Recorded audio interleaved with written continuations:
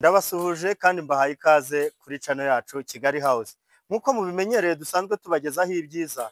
Uyu munsi tugiye kubereka inzu irimo kugurishwa hano i Kanombe. Ni inzu ifite ibyumba 4, dushe na toilette 3, iri kuri kaburimbo nkuko mubibona, ngira ngo yabanyerekera kuri kaburimbo kameramani. Murahabona kubera ko ni inzu iri ahantu hegereye main road cyane. Yahindukira akabereka kuri main road. Uretse kuba inzu iri kuri kaburimbo yegereye na main road cyane, ngira ngo hariya niho kuri main road murahabona. Iyi nzu yacu rero irimo iragurishwa ku giciro cya miliyoni 175, ariko zikatukaho gatoya. Tutabatindiye reka tubatembereze kuri iyi nzu yacu muyibona. Tugeze aha ngaha turahasanga parking nziza nini yisanzuye, yabereka mukareba uko ingana. Ni parking yajyamo imodoka enye ziparitse neza. Ni inzu kandi nanone ifite design nziza kandi igaragara neza, ngira ngo murabibona muri kamera uko inzu imeze. Tuvuye muri icyo gice rero turerekeza hano hagiye hateye tuno duti. Ni ukuvuga ngo tuno duti nidukura tuzaba tugaragara neza cyane, ngira ngo natwo muratubona. Ni inzu nshyashya itarabamo undi muntu, uramutse uyiguze ni wowe waba ubaye wa mbere wo kuyituramo. Iyi nzu kandi nanone ifite kandi karusho ko utasanga ku zindi nzu. Hano turahasanga akantu kamanukaho amazi keza cyane gatuma iyi nzu iba nziza, ikagira ubwiza butangaje. Ngira ngo murakabona, ni akantu k'ubwiza butangaje kuri iyi nzu. Ngira ngo murakabona, ni ahantu kandi ushobora kuba wiyicariye urimo kurelaxinga, yaba nko mu masaha nimugoroba cyangwa waruhutse, ukabona ko ari ibintu bigaragara neza. Tuvuye kuri icyo gice turahita tuzamuka tubereke bariko y'iyi nzu yo ku gice cyo hejuru. Mbere yuko tujyamo imbere muri iyi nzu turazamuka hejuru tubereke mo imbere ukuntu hameze. Tubereke hejuru kuri rooftop yayo murebe uko hameze. Aha, tugeze hano rero turakomeza tuzamuke muri izi escalier nziza zitavunanye ziri flat. Tugeze hano rero ni hahandi ho watera umutaka, hakaba habera nk'ibirori runaka mu gihe ufite nka anniversaire y'umwana mu rugo. Ni ahantu ubona ko abantu bazamuka bakicara bakaba baganira, kandi iyo uhari uri hano hejuru ni naho ureba hejuru, ureba view y'iyi nzu neza, ukabona ko ari ibintu bisa neza cyane. Tuvuye kuri ino bariko yacu turahita tumanuka tujye kubinjiza muri iyi nzu. Noneho murebe ubwiza bwayo butangaje bw'imbere, murebe interior design yayo ukuntu imeze.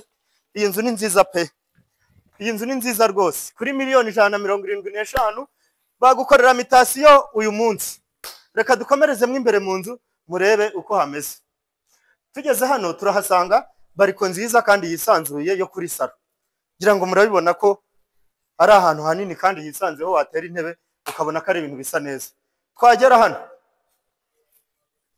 tuvuye hariya ku rubaraza tugasanga runo rugi rwiza cyane. Urabona ko ari urugi rwa muvura kandi runini runisanzuye nkuko mubibona. Twinjiye hano muri salo yacu rero, oh wow, ni salo nziza cyane yisanzuye kandi ngari, ifite design nziza cyane. Yabanyerekera hose mukareba hejuru, mukareba profile yayo ukuntu ikoze neza. Ni ibintu ubona ko byateguwe n'umuntu w'umuhanga. Tugeze hano turahasanga TV stand nziza cyane, ubona ko ari ibintu rwose bifite umuteguro mwiza cyane. Ni ibintu byubona umuntu wakoze bino bintu yagerageje kubijyanisha byose bibafite. Tugeze hano rero turahasanga uno muryango ukomeza hariya muri koridoro, ako ntabwo duhita tuwujyamo. Tugiye guhera hano muri salamanje y'iyi nzu. Ngira ngo murabibona ko ari salamanje nziza nini yisanzuye. Tebo yose ya salamanje urabona ko yajyamo uko yaba ingana kose, yaba ari intebe 6 yazakira cyangwa 8. Tugeze hano turasanga ahantu ho wakarabira heza. Amazi arafunze, ariko hano niho wakarabira mbere yo kurya cyangwa ugiye kurya cyangwa umaze kurya. Urabona ko ari ibintu bisa neza. Tuvuye aho kuri salamanje kandi yabanyerekera no hejuru yayo mukareba parafo nayo ni nziza, irasana hariya muri salo. So tugeze hano rero duhinguka mu gikoni cyiza cyane kisanzuye Kigali, gifite design nziza igiye ifitemo black and white. Ubona ko ari ibintu bisa neza cyane, gifite umwanya wa firigo, gifite hano umwanya wa kuka. Ubona ko rwose ari ibintu bigiye biteguye neza. Tubibutsa ko kandi iyi nzu yacu yubakishije amatafari ahiye kuva hasi kugeza hejuru. Tuvuye aha ngaha reka dukomeze mu byumba. Reka duhere hano muri iki cyumba cyo twita icy'abashyitsi. ni icyumba cyiza cyisanzuye nacyo. Twahera hano kuri bathroom yacyo kugira ngo murayibona ko ari bathroom nziza, ubereke n'iyo shower. Ifite na shower nziza cyane za zindi zigezweho, ubona ko ari ibintu rwose bimeze neza. Tuvuye muri iyo bathroom turahita twinjira hano mu cyumba. Urabona ko ari icyumba kinini cyisanzuye, nubwo tukita cy'abashyitsi ariko urabona ko hajyamo igitanda kinini. Tuvuye muri iki cyumba rero turahita dukomeza tujye mu bindi byumba. Twinjiye hano turahasanga umuryango, uvuga ngo iyo ukinguye uyu muryango nibwo uba ugiye muri bya byumba bitatu bisigaye. Kaduhere kuri iki cyumba kiri aha ngaha. Iki nicyo cyumba cya kabiri cy'iyi nzu, nacyo ubona ko cyisanzuye, igitanda cyose ubona ko cyajyamo, yaba demetire yafitinga nta kibazo. Reka dukomeze tubereke ikindi cyumba cy'iyi nzu cya gatatu. Tugeze hano turahasanga ikindi cyumba cyiza nacyo cyisanzuye, kingana na kiriya kindi cyo tuvuyemo. Reka tubereke rero dushe na toilette bikoresha ari bibiri.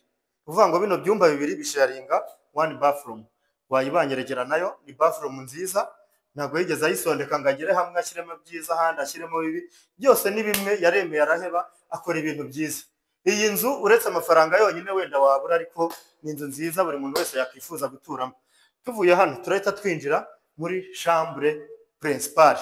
Reka tubatembereze muri chambre principale murebe uko imeze. Reka duhere muri chambre. Tugeze hano turahasanga umwanya mwiza w'icyumba wisanzuye, ubona ko ari icyumba kiryoshye, icyo cyumba cy'ababyeyi. Uramutse uguze iyi nzu, mbese ni icyumba cya boss. Wabanyerekera hejuru bakareba parafo, bakareba amatara ukuntu bijyanye. Mbese iki cyumba nacyo kimeze nk'aho ari salo. Kandi iki cyumba tubibutsa ko gifite urubaraza hano imbere, ariko narwo ni nk'icyumba byaterwa nka kwa kundi k'umubyeyi abyara, ashobora kuza kuryamamo hano hanyuma ugakoresha hariya. Urabona ko ari ibintu bisa neza, kandi ifite n'umuryango usohoka ukajya muri ya parking iyo twahereyeho tubereka. Tuvuyemo hano turahita dukomeza tubereke urwambariro rw'iyi nzu. Aha, uru ni rwo rwambariro rero rw'iyi nzu. Murarubona neza uko rumeze, rurimo garde-robe nini yisanzuye, ubona ko abantu babiri bayikoresha kandi bikagenda neza.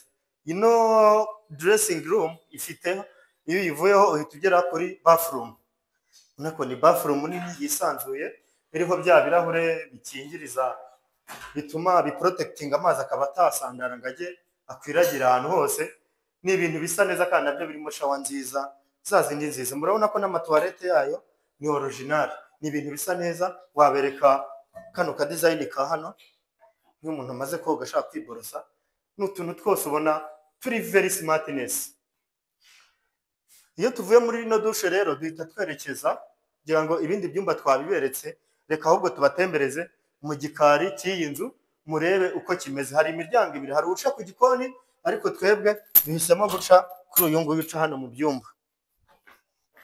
Aha, tugeze hano turahasanga igikoni cyiza cyane cyisanzuye kandi kinini. Kuri abantu bakunda amasombe, by'umwihariko abamama bakunda guteka amasombe, ni byiza cyane. Urabona ko bisa neza. Tuvuye hano kandi urabona ko ari igikari cyiza cyane gifite amakaro meza, nta hantu na hamwe uzahurira n'itaka. Reka twerekeze rero kuri dushe na toilette by'umukozi. Mu gihe waba ufite umukozi bakoresha bino byo hanze atiriwe ajya mu nzu. Idushe na toilette kandi ruguru yayo hariho n'aka kazu k'umukozi. Mu gihe waba ufite umukozi yakoresha kano kazu. Ngayo nguko rero inzu yacu ni iyi ngiyi. Kuri miliyoni 170 uyu munsi nawe bagukorera mitasi.